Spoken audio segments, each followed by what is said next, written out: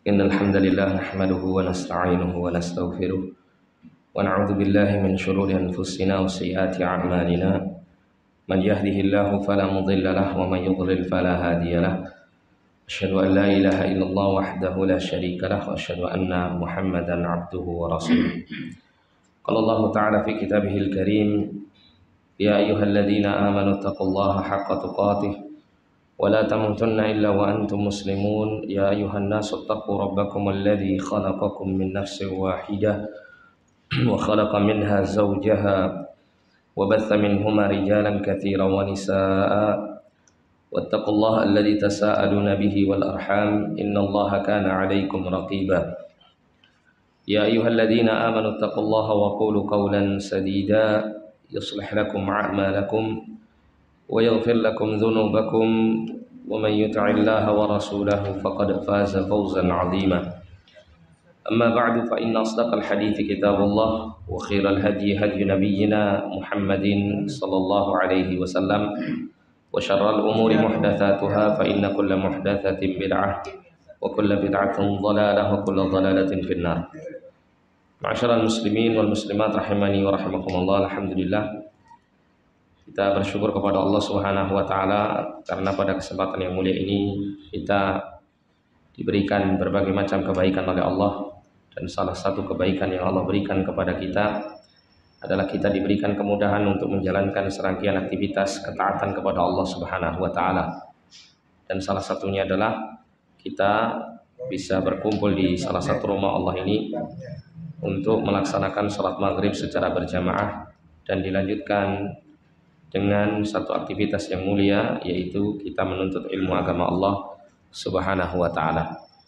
Semoga Allah Subhanahu wa taala mencatat semua amal kebaikan kita di dalam catatan amal kebaikan yang kita mudah-mudahan kelak bisa meraihnya dengan tangan kanan kita sebagai tanda bahwa kita kelak termasuk golongan orang-orang yang beruntung dan jauh dari golongan orang-orang yang celaka. Amin ya rabbal alamin. Nah, kita masih pada bab ke-15 ya. Fi salatil janazati wa ahkamil janaiz. Pembahasan mengenai salat jenazah dan hukum-hukum jenazah. Sekarang kita masuk pada al-mas'alatul ula. Permasalahan pertama adalah hukmu ghuslil mayyiti wa kaifiyatuhu. Hukum memandikan mayit dan kaifiyahnya, tata caranya. Jadi di sini disebutkan secara ringkas ya, teknis gitu, mengenai bagaimana cara memandikan jenazah. Yang pertama hukum memandikan jenazah. Ghuslul mayyiti wajibun. Memandikan jenazah itu hukumnya wajib. Li amrihi sallallahu alaihi wasallam bihi, karena perintah Nabi sallallahu alaihi wasallam dalam hal ini, sebagaimana beliau sallallahu alaihi wasallam pernah bersabda tentang orang yang dalam keadaan berihram yang kemudian dia terjatuh dan diinjak oleh untanya kemudian meninggal dunia. Nabi memerintahkan kepada para sahabat, igsiluhu bima'in wasidrin, mandikanlah jenazahnya dengan air dan sidir, dengan air dan bidara. Hadis ini muttafaqun alaih.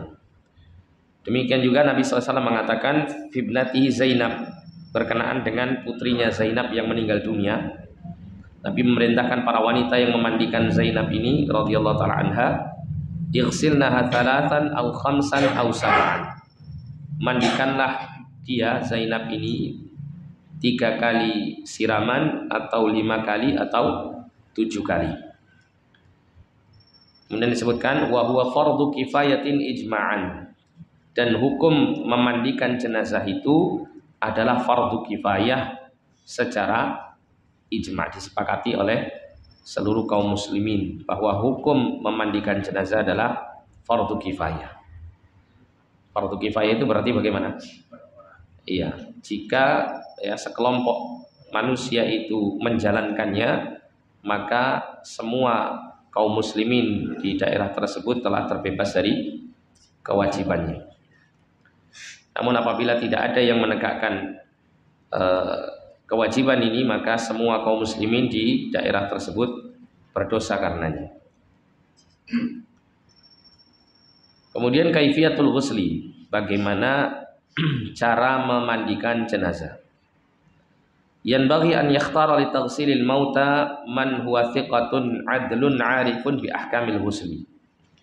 Selayaknya dalam kaitannya dengan memandikan jenazah ini, hendaklah dipilih orang yang bisa memandikan jenazah. Yang sifat-sifatnya adalah yang pertama thiqah. Thiqah, terpercaya orangnya. Orangnya thiqah, terpercaya. Kemudian adlun, adil, bukan orang yang zalim. Arifun bi ahkamil ghusli, dan dia mengetahui hukum-hukum memandikan jenazah. Thiqah, adlun, arifun bi ahkamil ghusli. Ya, thiqah, terpercaya. Maksudnya terpercaya itu apa? Dia tidak dia terpercaya itu maksudnya seandainya di jenazah tersebut yang dimandikan itu ada aib-aib pada badannya dan semacamnya, dia thiqah, terpercaya, tidak menceritakan aibnya tersebut kepada yang lain. Kemudian dia adil, bukan orang yang zalim. Dia dikenal sebagai orang yang baik, dia adlun soleh, dikenal sebagai orang yang baik, bukan orang yang banyak melakukan dosa-dosa. Kemudian arifun bi ahkamil ghusli, dan dia mengetahui hukum-hukum memandikan jenazah, atau kaifiyat memandikan jenazah. Bukan orang biasa yang tidak pernah memandikan jenazah atau sama sekali tidak tahu tentang hukum-hukum memandikan jenazah ini. Wa yuqaddamu fit taghsili al-wasi. Diutamakan orang yang memandikan jenazah itu adalah orang yang diwasiati oleh mayit untuk memandikan jenazahnya. Ya, terutama al-wasi ini dari kalangan keluarganya. Ya, keluarganya. Misalnya ada seorang bapak mau meninggal dunia, dia berwasiat, tolong nanti yang memandikanku ini putraku yang paling besar. Nah, maka yang mendapat wasiat ini dari keluarganya ini, dialah yang paling berhak untuk memandikan orang yang meninggal tersebut. Tsummal aqrab fal aqrab, kemudian yang terdekat, kemudian yang terdekat. Kal ab wal jid wal ibn idza kanu arifina bi ahkamil ghusli, seperti bapak bagi si mayit dan juga kakeknya si mayit dan putranya si mayit jika mereka adalah orang yang mengerti tentang hukum-hukum memandikan jenazah. Wa illa qaddima ghairuhum mimman huwa alimun bidzalik. Kalau yang lain-lain tadi itu yang disebutkan tadi itu tidak mengetahui hukum-hukum memandikan jenazah ini atau kaifiyat memandikan jenazah ini, maka diutamakan dari selain mereka yang alim tentang hal itu. Misalnya ada orang itu diwasiati untuk memandikan jenazah, tapi orang yang diwasiati itu dia tidak memiliki pengetahuan tentang memandikan jenazah, atau mungkin dia ada sedikit pengetahuan tapi dia tidak biasa sehingga khawatir akan memperlama waktu mandinya dan akan banyak mungkin kesulitan-kesulitan. Sedangkan pada saat itu mungkin tidak ada kawan atau orang yang membantunya untuk memandikan jenazah tersebut dari saudaranya atau keluarganya yang sama-sama juga tidak tahu gitu ya. Maka hendaklah mencari orang yang tahu dalam hal ini. Mencari orang yang mengetahui tentang kaitannya dengan memandikan jenazah. Itu lebih utama daripada menjalankan wasiat yang ternyata orang yang diwasiati bukan termasuk golongan orang yang mengerti tentang hal ini. Kemudian warrajulu yusiluhur rijal. Jadi laki-laki memandikan laki-laki, jenazah laki-laki, wal mar'atu tagsiluha an-nisa, dan wanita itu dimandikan oleh wanita. Walikulli wahidin minaz zawjaini taghsilul akhar, farrajulu yaghsilu zaujatahu wal mar'atu taghsilu zaujah. Adapun untuk pasangan suami istri, tiap-tiap salah satu dengan pasangannya itu boleh memandikan satu dengan yang lain. Misalnya suami yang meninggal, istrinya yang ingin memandikan suaminya, maka ini boleh. atau si istri yang meninggal kemudian suaminya ingin memandikan istrinya, maka ini juga dibenarkan. Walikulli minar rijali wan nisa'i taghsilul atfal duna sinnis sabi'ah. Adapun tiap-tiap lelaki dan perempuan itu boleh memandikan anak-anak yang masih berusia di bawah 7 tahun. Ya, ini misalnya anak itu perempuan dimandikan oleh laki-laki misalnya karena anak itu masih berusia di bawah 7 tahun maka tidak mengapa. Tapi kalau sudah 7 tahun ke atas maka kalau anak itu yang meninggal perempuan maka yang memandikan perempuan, kalau anak itu laki-laki maka yang memandikan adalah laki-laki. Wala yajuzu lil muslimi rajulan kana aw imra'atan taghsilul kafir, dan tidak diperbolehkan bagi seorang muslim laki-laki maupun perempuan untuk memandikan jenazah orang kafir meskipun orang tuanya sendiri. Meskipun dia memiliki orang tua yang masih kafir sampai meninggal, kemudian katakanlah si kafir ini berwasiat biar putraku nanti yang mengurus jenazahku, maka tidak diperbolehkan. Baik itu memandikannya atau melakukan kegiatan perawatan jenazah tersebut. Ya. Itu tidak diperkenankan. Maka bagaimana solusinya? Solusinya serahkan kepada keluarganya yang masih kafir untuk mengurusi jenazahnya, meskipun dia adalah orang tuanya atau keluarga dekat.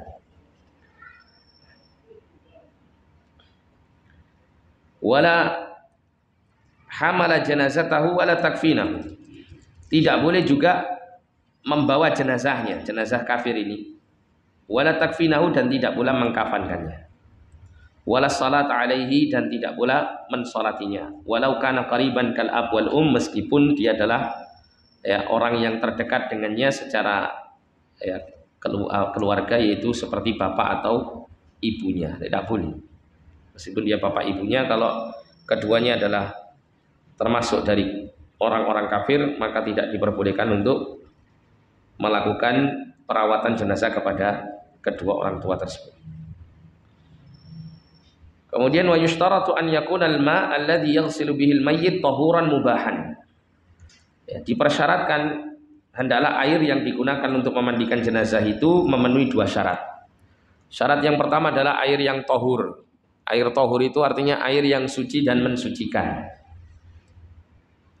Sedangkan yang kedua mubahan, air yang mubah. Mubah itu maksudnya adalah diperoleh dengan jalan yang halal. Ya, bukan kemudian mengambil air di tempat yang seharusnya dimiliki oleh orang lain, atau air itu sudah dimiliki oleh orang lain kemudian diambil, maka ini tidak diperbolehkan kecuali dengan izinnya. Wa yaghsila fi makanin mastur, dan hendaklah jenazah itu yughsal fi makanin mastur, dimandikan di tempat yang tertutup, tidak terbuka. Saya pernah mendengar ada orang cerita di salah satu daerah itu ada orang meninggal itu, wal'iyadzubillah ini ya, jenazah itu dimandikan di tempat yang terbuka sehingga orang-orang itu banyak yang bisa melihat. Orang-orang yang datang gitu ya, itu bisa melihat. Apalagi pada saat dimandikan itu tidak ditutupi auratnya. Dalam kondisi nun sewu telanjang begitu, dilihat banyak orang dimandikan.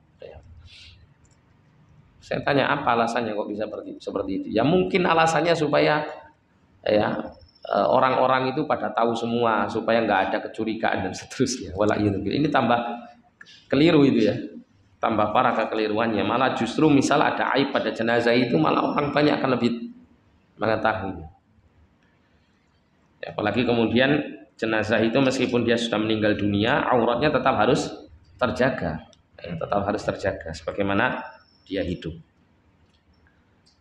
Dan ini banyak Pak yang meremehkan masalah aurat ini. Kita mendapati banyak orang itu ketika memandikan jenazah itu dilepas semua pakaiannya tanpa apa?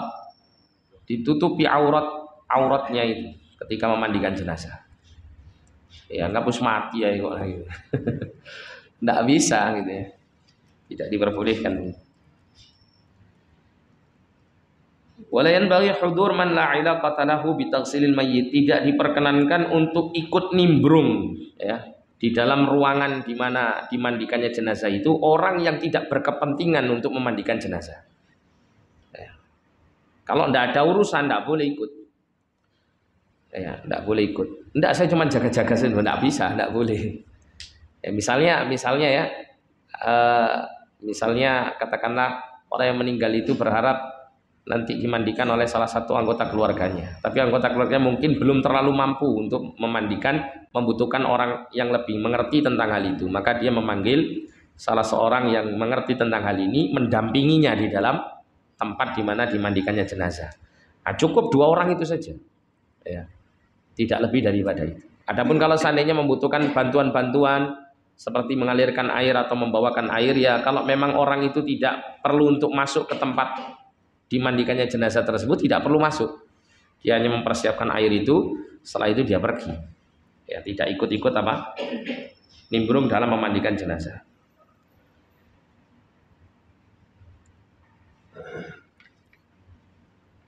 Kemudian selanjutnya wasifatul ghusli. Ya, bagaimana cara memandikan jenazah ini?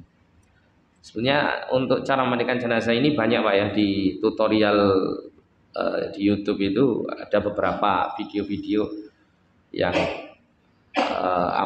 mempraktekkan bagaimana cara memandikan jenazah.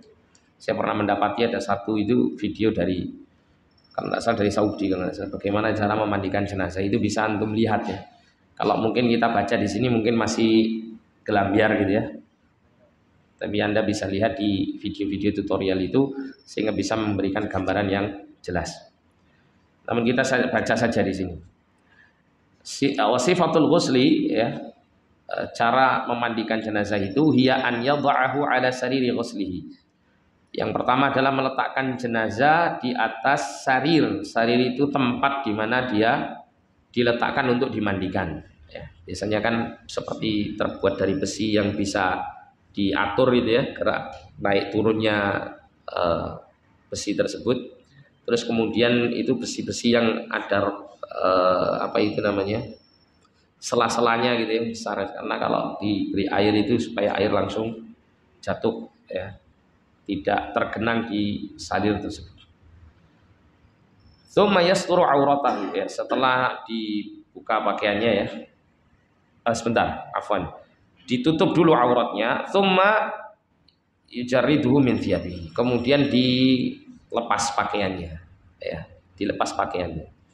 Ya, mungkin kalau sekiranya memungkinkan untuk dilepas seperti biasa, kalau memang memungkinkan dilepas seperti biasa, kalau tidak memungkinkan boleh dipotong dengan gunting atau semacamnya. Tapi pertama harus apa? Ditutup dulu auratnya supaya nanti ketika dibuka itu tidak langsung terbuka tanpa auratnya. Ya, sehingga orang yang memandikan maupun mengkafani nantinya itu sebisa mungkin untuk tidak melihat aurat sama sekali. Ya, aurat dari orang yang meninggal tersebut. Nah, adapun kalau aurat laki-laki kita tahu ya, mulai dari pusar sampai lutut. Itu yang ditutup.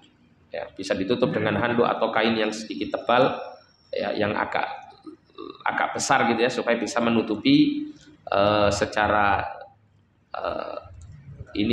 menutupi betul gitu ya. Kalau kainnya terlalu sedikit kan nanti bisa ketarik-tarik akhirnya terbuka. Itu menutupi, supaya bisa menutupi dan tidak terlihat auratnya. Kalau perempuan auratnya mana sampai mana ketika meninggal? Auratnya sampai mana kalau perempuan? Nggak tahu ya, nggak pernah mandikan jenazah perempuan. Ya, kalau kita lihat di dalam kitab-kitab itu, sebagian para ulama menyebutkan aurat wanita di hadapan wanita itu seperti laki-laki, antara pusar dengan lutut. Akan tapi Syekh Al-Albani rahimahullah menjelaskan dalam kitab Ahkamul Janaiz itu bahwa yang tepat adalah wanita itu ya, auratnya yang boleh dilihat oleh wanita lain ya, yang memandikannya tentunya di sini maksudnya, itu adalah seperti ketika dia hidup, ketika dilihat oleh para wanita yang lain atau dilihat oleh orang dari kalangan mahramnya. Mana saja itu? Ya, kepalanya itu ya. Terus bagian sini lehernya yang biasa ada perhiasan di situ. Kemudian lengannya ya. Kemudian betis kakinya. Adapun selebihnya daripada itu hendaklah ditutupi. Ya, meskipun ini dimandikan oleh para wanita, tetap menutup aurat bagian-bagian yang telah disebutkan tadi. Wallahu alam, kalau saya pribadi lebih cenderung pada pendapat Syekh Al-Albani rahimahullah. Karena keadaan orang yang hidup itu, orang yang mati itu sama dengan yang hidup dalam kondisi memberlakukannya sebagai seorang muslim, termasuk bagian di sini adalah perkara auratnya. Kalau dikala hidup itu hanya boleh dilihat pada keadaan yang biasa ditampakkan antara wanita dengan wanita atau wanita dengan mahramnya, ya, maka tentunya ketika meninggal juga demikian. Ya, namun kalau misalnya yang memandikan jenazah itu adalah suaminya, nah, maka bebas. Kalau selama di situ nggak ada orang lain, ya, nggak ada orang lain, katakanlah hanya suaminya saja di situ, yang memandikannya dia sendiri, suaminya saja, tidak ada orang lain membantunya, maka boleh untuk melihat langsung auratnya. Karena apa? Karena suami istri diperbolehkan untuk melihat aurat masing-masing, baik dalam kondisi hidup apalagi dalam kondisi meninggal. Wa yuwarihi 'anil 'uyuni fi hujratin aw nahwiha, dan berusaha untuk memandikan jenazah itu ya di tempat yang jauh dari apa? Penglihatan orang-orang. Tsumma yarfa'ul ghasil ra'sal mayyit ila qurbi julusihi, kemudian ya setelah diletakkan di atas sarirnya, maka orang yang memandikan jenazah itu mengangkat kepala mayit itu sampai mendekati keadaan dia duduk. Nggak sampai duduk ya, nggak sampai duduk begini, tapi agak begini. Biasanya ada di sarir ini ya, di tempat tidurnya yang digunakan untuk mandinya jenazah itu bisa diatur ininya, bisa digerak-gerakkan itu bagian kepalanya itu sehingga nanti naik begini sedikit. Nah, ini untuk memudahkan, diantaranya adalah untuk memudahkan menghilangkan apa? Bagian kotoran yang ada di dalam perutnya. Nah, ini dikatakan di sini, tsumma yumarriru yadahu ala batnihi wa ya'siruhu. Ya, kemudian orang yang memandikan jenazah itu mengurut perutnya perlahan-lahan ya sampai mengeluarkan apa? Kotorannya, dan mengurut ini ya, atau memijat perut jenazah itu tidak boleh ditekan. Tidak boleh ditekan dengan tenaga yang kuat. Kenapa? Karena kondisi meninggal pun juga ya diberlakukan sama seperti dia dalam kondisi hidup. Ya, kalau dalam kondisi hidup orang perutnya ditekan sakit, demikian pula ketika meninggal tidak boleh dilakukan hal itu. Tsumma yunadziful makhrajaini, kemudian setelah itu ya orang yang memandikan jenazah itu membersihkan dua tempat keluarnya kotoran, ya. Bagian kubul dan dubur, bagian depan dan belakang itu dibersihkan. Wa yunajjil mayyit, ya, jadi dibersihkan, di apa namanya itu, di istilah bahasa kita diceboi istilah gitu ya, mayit itu dibersihkan ya. Dan kalau bisa di sini ditambahkan nanti ya, di sini ditambahkan fayaghsilu ma'alal makhrajaini min najasatin, maka dia pun si yang merawat ya memandikan jenazah ini membersihkan dua tempat keluarnya najis itu dari najis ya, dari najis. Wadzalika, ya ini bilu fi khirqatin ala yadihi, yang demikian itu dengan mungkin menggunakan kain ya untuk lapnya, atau mungkin melapisi tangannya itu dengan sarung tangan atau semacamnya itu ya. Waslap yang tangan itu bisa dimasukkan itu lebih memudahkan itu biasa. Kalau pakai itu lebih memudahkan. Jadi tidak langsung dengan apa? Tangan tanpa ada lapisan.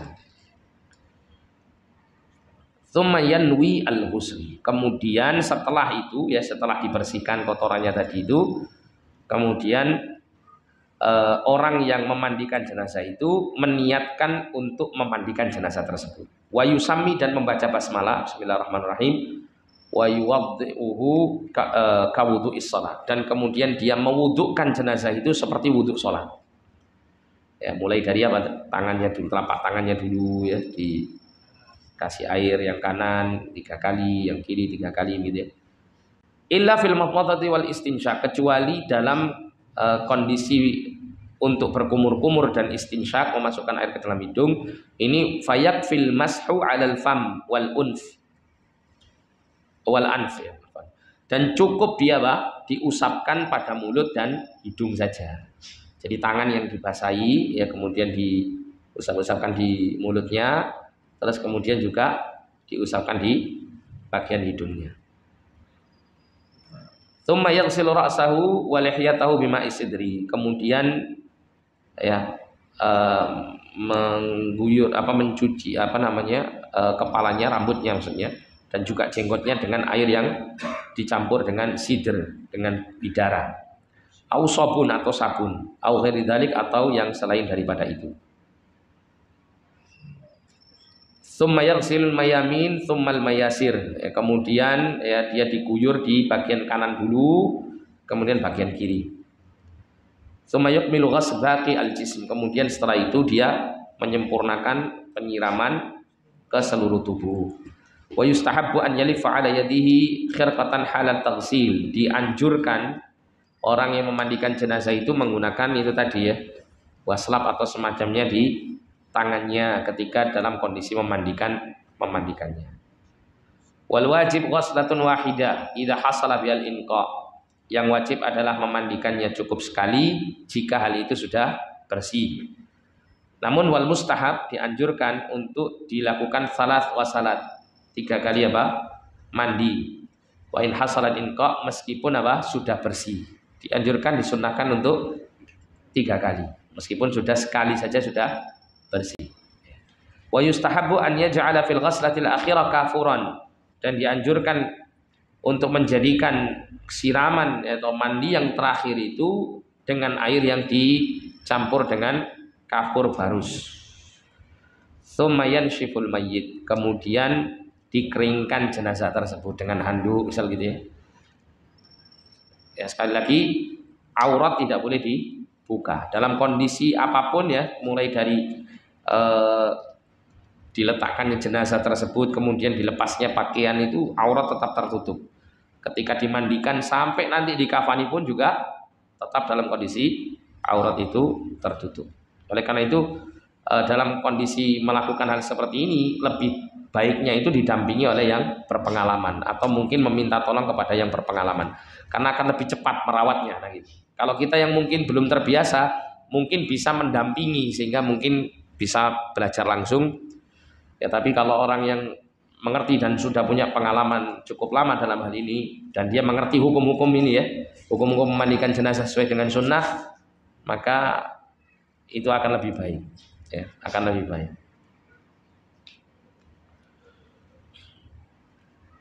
Wa yuzilu anhu ma yushra'u izalatuhu minal adhafir wasyu'ur, dan kemudian menghilangkan apa yang disyariatkan untuk dihilangkan seperti memotong kuku dan beberapa bulu-bulu. Dan kemudian di sini dikatakan juga mengepang ya rambut bagi wanita dan kemudian mengarahkannya ke bagian belakangnya. Wa idza ta'adzara ghaslan mayyit, jadi dikepangnya rambut itu supaya tidak tergerai sehingga akan menyulitkan menyulitkan pengkafanan. Jadi dikepang itu supaya lebih memudahkan ya. Lebih memudahkan. Bisa dikepang dengan tiga kepangan begitu ya. Terus kemudian diarahkan ke belakang begini. Wa idza ta'adzara ghaslan mayyit li'adami wujudil ma', apabila ya dalam memandikan jenazah itu terdapat uzur, yaitu diantaranya adalah ketiadaan adanya air ya, au kana muqatta'al jism biharkin atau biharkin wa nahwihi, atau karena sebab tubuh jenazah tersebut terpotong karena terbakar atau semacamnya, fa innahu yuyammimu biturab, ya maka mengganti mandi ini adalah dengan apa? Dengan mentayamumkan dia dengan turab, dengan tanah.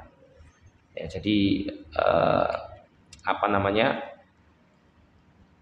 telapak tangannya kita ini ya, kita tempelkan di tempat yang ada tanahnya gitu ya. Nah, setelah itu kita tiup, setelah itu kita ya usapkan ke wajah dan kedua telapak tangan jenazah. Itu manakala dalam kondisi di mana jenazah itu tidak memungkinkan untuk dimandikan, entah karena ketiadaan air atau kondisi jenazahnya yang memang tidak memungkinkan untuk dimandikan, maka ditayamumkan seperti itu. Wa yustahabbu liman ghassala mayitan an yaghtasila ba'da taghsilihi, dan dianjurkan bagi orang yang memandikan jenazah untuk mandi setelah memandikannya. Tapi ini sifatnya tidak wajib. Ini anjuran. Setelah seseorang memandikan jenazah, disunnahkan dia untuk mandi ya setelahnya. Jadi kalau kita lihat prosesinya ya, yang pertama adalah berkenaan dengan apa? Meletakkan jenazah itu. Jadi sebetulnya mulai dari awal itu ya, ketika sakaratul maut itu mulai ditalkin gitu ya. Kalau memang memungkinkan ya, ditalkin. Terus kemudian setelah dilihat tanpa ada tanda-tanda kematian, maka adalah mencari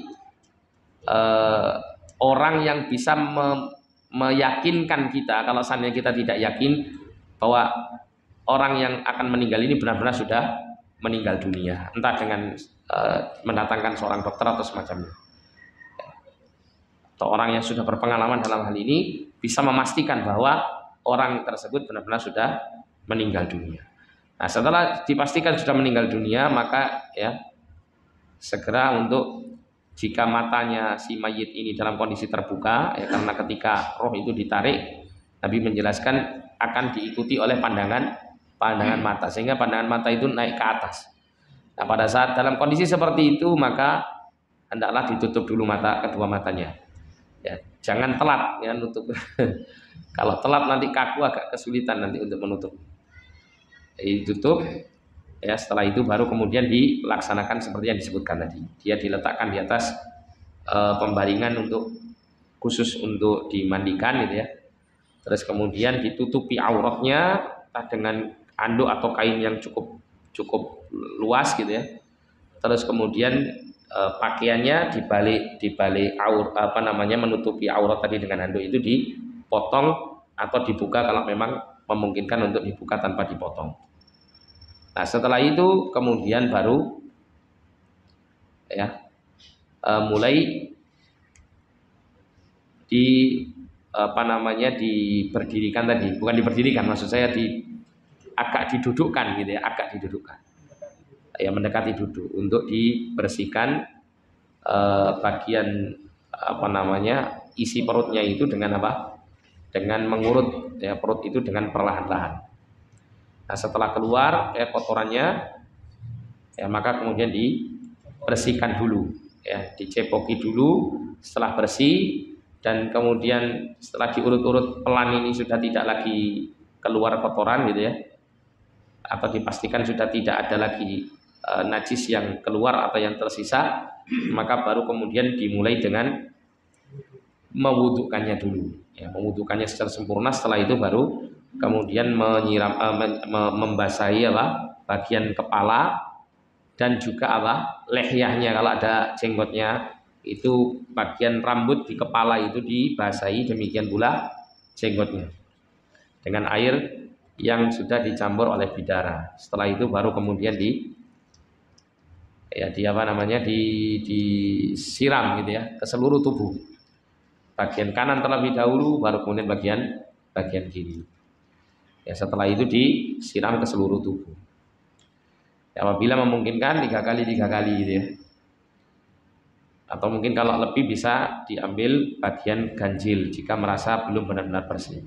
Dan sebisa mungkin ya menggunakan air yang bercampur dengan bidara atau sabun, dan untuk yang terakhir siraman itu dengan air yang dicampur dengan kapur barus. Bagi wanita atau lelaki yang mungkin rambutnya agak panjang ya, mungkin bisa dikepang. Nah, kemudian al-mas'alatu tsaniyah. Permasalahan yang kedua adalah man yatawallal ghusl. Siapa yang berhak untuk memandikan jenazah. Al-afdalu an yatawalla ghuslal mayyit man huwa a'rafu bi sunnatil ghusli min ats-thiqat al-umana al-udul. Jadi yang paling afdal untuk memandikan jenazah itu adalah orang yang paling mengerti sunnah memandikan jenazah, dan orang itu termasuk orang yang thiqat, orang yang terpercaya, orang yang amanah dan adil. Ya, orang thiqat terpercaya, ya. Bukan orang yang suka membongkar aib dan semacamnya gitu. Dia orang terpercaya. Terus kemudian al-udul, orangnya adil. Orang ini orang yang saleh gitu ya, bukan orang yang dikenal orang yang tidak baik. Wala siyama idza kana min ahli wa aqaribihi, terutama jika dia termasuk dari anggota keluarganya atau orang-orang terdekatnya. Li'anna alladziina tawallaw ghuslahu sallallahu alaihi wasallam kanu min ahli ka Ali radhiyallahu anhu wa ghairihi. Karena orang-orang yang mereka memandikan jenazah Nabi sallallahu alaihi wasallam, mereka adalah dari kalangan keluarganya seperti Ali radhiyallahu anhu dan selainnya. Wa aulan nas bi ghuslihi, dan orang yang paling utama untuk memandikan jenazah adalah wasihi, orang yang diwasiati untuk melakukan hal itu. Tsumma abu, kemudian bapaknya, tsumma jaddu, kemudian kakeknya, tsumma al-aqrab fal aqrab, kemudian yang terdekat sampai yang terdekat, min asabatihi, tsumma dzawi arhamihi. Ya, dari orang yang mendapat asobahnya, ya, mendapat bagian warisnya, kemudian dzawu arhamihi, dan orang-orang yang sedikit lebih jauh ya dari kekerabatan, tapi mereka adalah termasuk dari dzawu arham. Ya, dzawil arham itu orang yang dia itu tidak mendapatkan bagian tertentu dalam waris, dan juga tidak pula mendapatkan sisa asobahnya. Yaitu orang itu kalau memang yang ini nggak ada, yang ini nggak ada, yang ini nggak ada gitu ya, yang wajib dapat itu nggak ada, baru dia dapat, nah gitu. Ya, itu adalah orang yang dzawil arham. Artinya dari yang paling dekat dengan jenazah dari sisi pertalian nasabnya sampai sedikit menjauh begitu. Itu yang paling berhak untuk memandikan jenazah. Wa yajibu an yatawalla ghusla dzakar ar-rijal. Ya, wajib dalam hal memandikan jenazah itu lelaki memandikan lelaki, perempuan memandikan perempuan. Tidak boleh lelaki memandikan perempuan kecuali suami istri, atau apalagi tadi? Jika anak kecil di bawah usia 7 tahun. Kemudian wa yustathna min dzalika az-zawjan fa inna likulli wahidin minhuma ghusl akhar. Dan ini diperkecualikan yaitu suami istri, karena tiap-tiap salah seorang di antara keduanya itu berhak untuk memandikan yang lain. Berdasarkan hadis Aisyah radhiyallahu anha, "Lau kuntu istaqbaltu min amri mastadbartu ma ghasala Nabi sallallahu alaihi wasallam ghaira nisaihi." Ya, "Lau kuntu istaqbaltu min amri mastadbartu." Ya, kalau apa ini maksudnya ya? Kalau seandainya ya aku mendapati dari urusanku itu apa yang telah ada di yang apa istilah istadbar yang ada di belakangku, maka saran Nabi, tidaklah Nabi itu dimandikan ya ghairan nisaihi, selain daripada istri-istri beliau.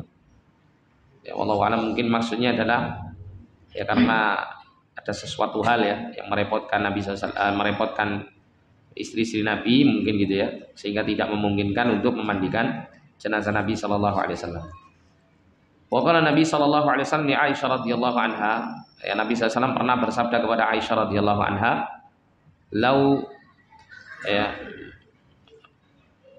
lau muti qabli la ghasaltuki wa kafantuki. Kalau seandainya engkau mati sebelum aku, niscaya aku benar-benar akan memandikanmu dan aku akan mengkafankanmu. Ya, jadi ini adalah dalil yang menunjukkan bahwa bolehnya seorang suami memandikan jenazah istri atau sebaliknya. Wa ghasalat Asma bintu Umais zaujaha Abu Bakar Siddiq radhiyallahu anhu. Dan Asma binti Umais itu memandikan suaminya yang bernama Abu Bakar Siddiq radhiyallahu anhu. Nah, sehingga membolehkan istri memandikan jenazah suami atau suami memandikan jenazah istri. Ya, kalau misalnya istrinya lebih dari satu bagaimana? Boleh tidak semua istrinya memandikan jenazah Suaminya boleh, tidak masalah. Pokoknya tidak gontok-gontokan di dalam gitu. Ya, tidak apa-apa gitu. Saling bekerja sama untuk merawat suaminya, baik dalam keadaan hidup maupun dalam keadaan mati. Masya Allah ini.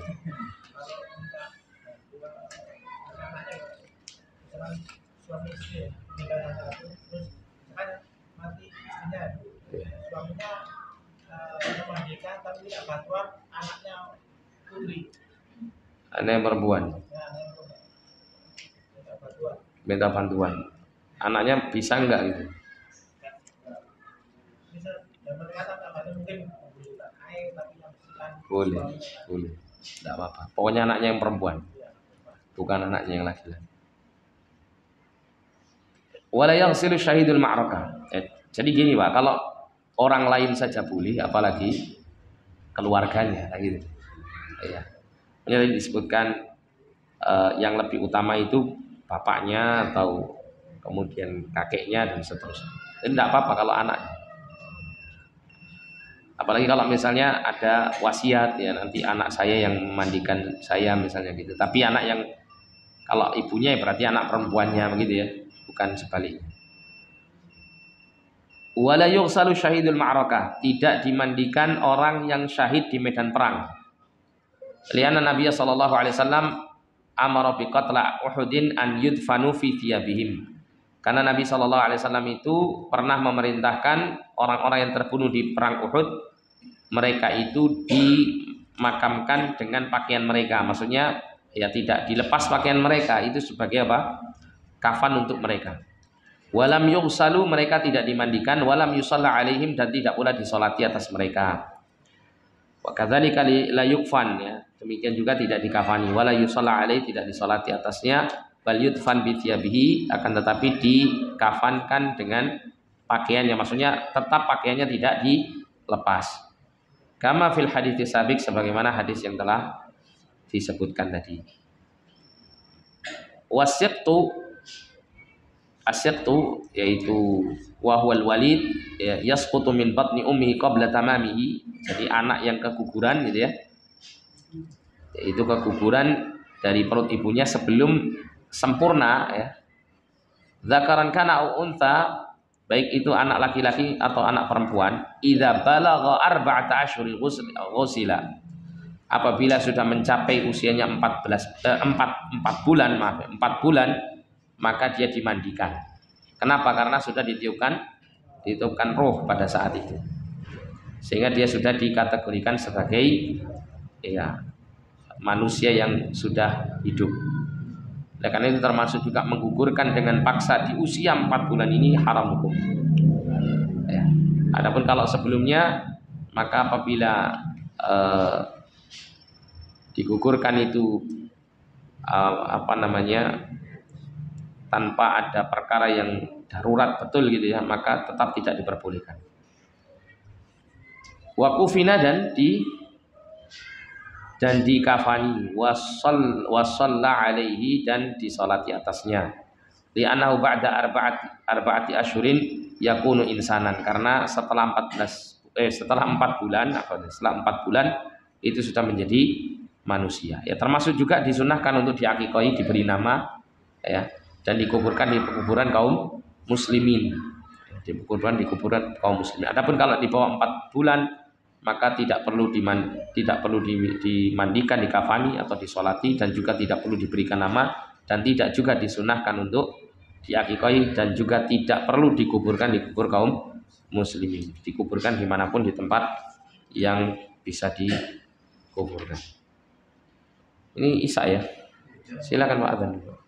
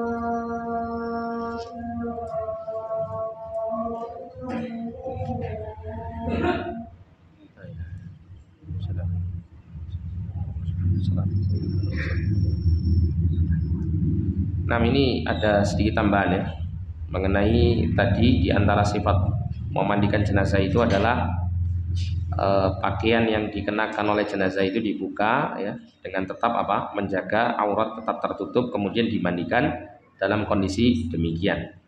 Namun terdapat riwayat dari keterangan dari para ahli ilmu yang lain ya, seperti dalam hal ini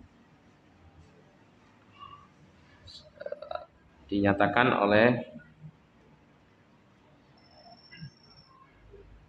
wasahih 'inda Syafi'iyah wa riwayat an Ahmad annahu yughsal fi qamisihi. Jadi Syafi'iyah ya, pengikut mazhab Syafi'i, dan riwayat atau salah satu riwayat dari Imam Ahmad bin Hanbal rahimahullah bahwasanya jenazah itu dimandikan dengan pakaiannya ya, tidak dilepas pakaiannya.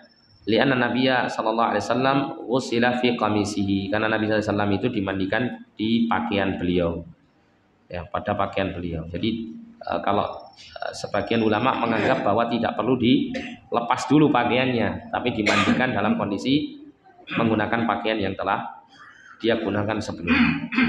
Namun wallahu a'lam, yang lebih pas adalah dengan melepaskan pakaian itu supaya tidak nanti menyulitkan untuk memandikannya ya. Karena kalau masih mengenakan pakaiannya maka akan menyulitkan untuk meratakan air dan juga mungkin akan kurang sempurna dalam memandikannya.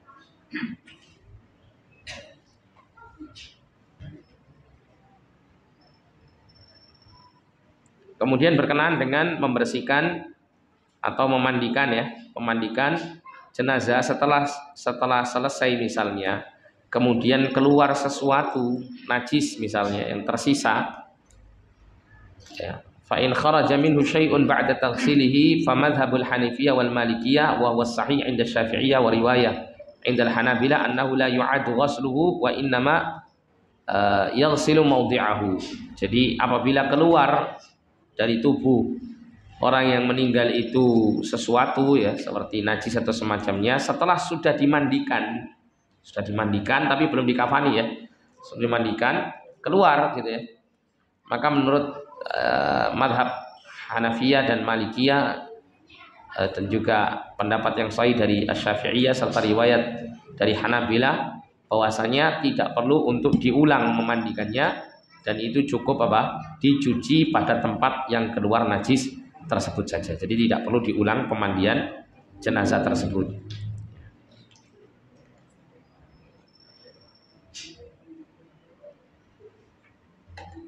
Ya, adapun menurut mazhab Hanabilah dan juga qaulun 'inda Syafi'iyah, ada satu pendapat dari kalangan Syafi'iyah, ila an yaghsilahu ila khamsin thumma ila sab'in hakadha. Ya, hendaklah jenazah itu dimandikan sampai 5 kali, kemudian sampai 7 kali dan seterusnya. Maksudnya begini, kalau misalnya dari 3 kali tadi, setelah dimandikan 3 kali ya, terus kok kemudian ada najis yang keluar, nah itu nanti dimandikan lagi sampai 5 kali. Ya, kalau keluar lagi baru sampai 7 kali. Ada yang berpendapat demikian.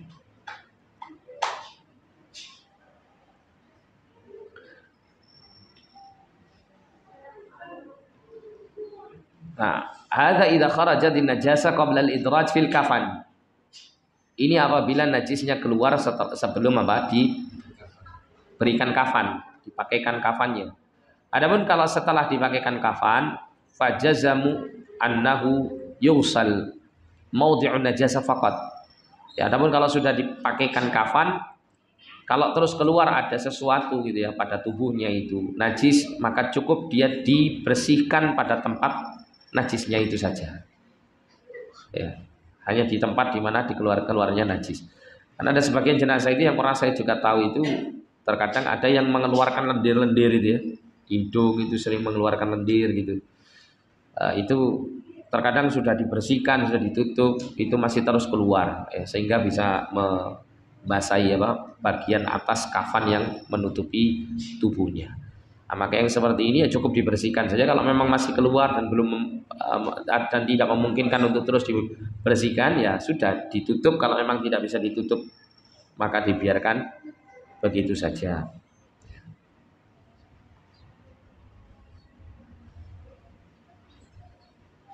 Nah, adapun tasrihus sya'ri wa taqlimul adhafir wa halqul 'anah wa nadful ibti fala yuf'al syai'an min dzalika 'inda al-Hanafiyyah wal Malikiyyah wasy-Syafi'i fil qadim wa qaul al-Hanabilah fil 'anah wa riwayah 'indahum fi taqlimil adhafir wa dhahab asy-Syafi'i fil jadid ila annahu yuf'al kullu dzalik wa ilayhi dhahab al-Hanabilah fi qass asy-syarib wa taqlimul adhafir in kanat fahishah wa mal khitan fala yushra' 'inda jumhuril fuqaha wa haka Ahmad an ba'di an-nas annahu yukhtan. Nah, jadi di sini mengenai tadi menghilangkan apa? Bulu-bulu dan kuku. Ya, untuk menghilangkan bulu-bulu dan kuku-kuku ini serta kemudian menghilangkan bulu ketiak dan bulu kemaluan gitu ya. Maka sebagian ulama menyatakan tidak perlu dilakukan hal itu. Ya, ini menurut Hanafiyah, Malikiyah dan Syafi'i di dalam pendapatnya yang lama. Dan dia juga termasuk salah satu dari pendapat Hanabilah, tapi khusus untuk al-'anah saja. Ya, tidak perlu untuk menghilangkan bulu kemaluan, tidak perlu. Kalau yang lain-lainnya tidak apa-apa, tapi kalau untuk bulu kemaluan tidak. Kalau menurut Hanabilah. Ya. Dan riwayat dari mereka dalam kaitannya dengan memotong kuku, sebagian ya seperti dinyatakan oleh Asy-Syafi'i dalam pendapat barunya. Beliau mengatakan perlu untuk melakukan hal itu. Ya, wa ilaidza bal Hanabilah fi qass syarib. Ya, juga Hanabilah ya, pengikut mazhab Hambali juga berpendapat bahwasanya perlu untuk memotong kumis dan memendekkan kuku. Ingkanat fahisyah, apabila itu kelihatan kelihatan kotor atau kelihatan tidak rapi. Wa amal khitan fala yushra' inda jumhurul fuqaha. Adapun khitan tidak disyariatkan menurut para jumhur fuqaha. Misalnya ya, jenazah itu belum dikhitan. Apa perlu dikhitan? Nah, gitu. Maka jumhur itu mayoritas para ulama menganggap tidak perlu dikhitan. Tapi gitu ya, wahaka Ahmad an ba'din nas. Tapi ada juga yang meriwayatkan dari Ahmad dari sebagian manusia annahu yukhtan, bahwasanya dia dikhitan. Tapi ini pendapat yang gharib, pendapat yang aneh ya, wallahu a'lam bishawab. Jadi intinya tidak perlu dikhitan jika jenazah itu belum dikhitan. Kita cukup sampai di sini, insyaallah. Kalau seandainya ada pertanyaan, ya silakan. Kalau diberi kapas gimana? Setelah dibalikan mau dikafani, dikasih kapas pada tubuhnya.